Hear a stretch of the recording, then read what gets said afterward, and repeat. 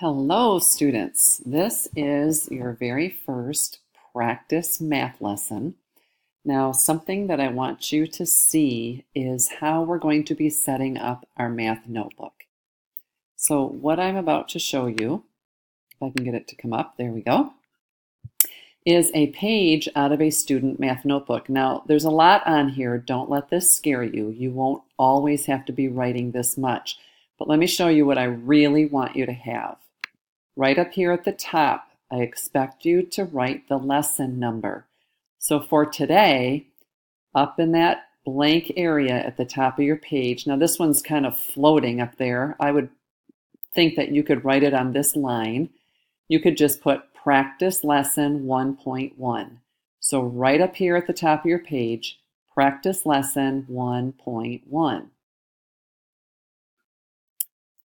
Now, sometimes it's going to take you a while to write things, so then I would expect you to stop the video, write what you need to, and restart it. The next thing I want you to notice about this sample student page is right here. We call this an I can statement. Now, this particular student went above and beyond and wrote the title of the lesson. That's up to you. If you feel like it's going to help you to have that there, you go ahead and do it. But what I'm going to be looking for is the lesson number and the I can statement. So notice that this statement right here starts with I can. That's what I expect you to be able to accomplish by the end of the lesson. So by the end of today's lesson, I expect you to be able to follow directions for taking notes properly in my math notebook.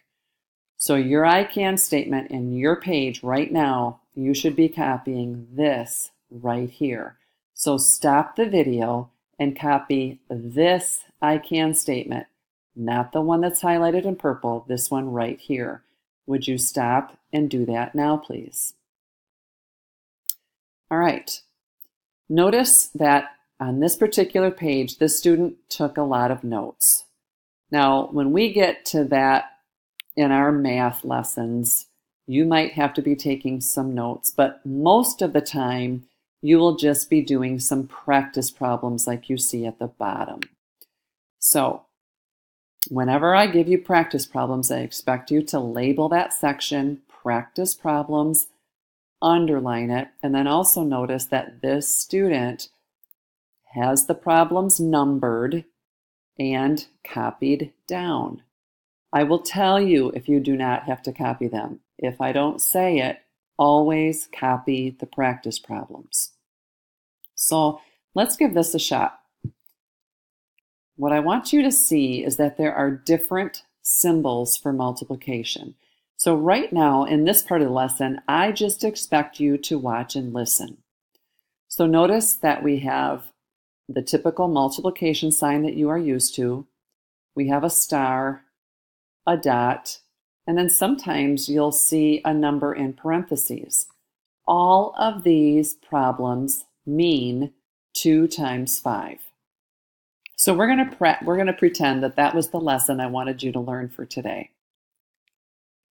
So now I would typically show you some sample problems. I would show you that 8 times 2, and I would say, okay, what do you think that is? And then we would agree that it's 16. For number 2, now these you do not have to write. You're just watching and listening. 3 times 7 is 21. 4 times 9, you guessed it, 36. And this means 5 times 6, which is 30. So I would go through a lesson. I would have some sample problems where you, again, are just watching and listening. And then the last part of the lesson, I might have something I want you to remember. So again, notice there are different symbols for multiplication. And then finally, the last part is practice problems.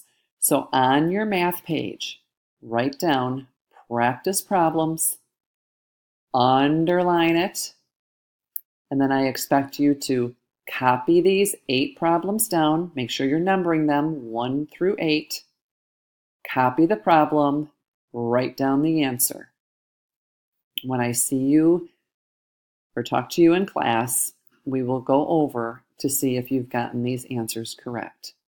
So you can stop the video and do the problems, and then I will see you soon to make sure that you have set up your math notebook correctly. All right, that's it.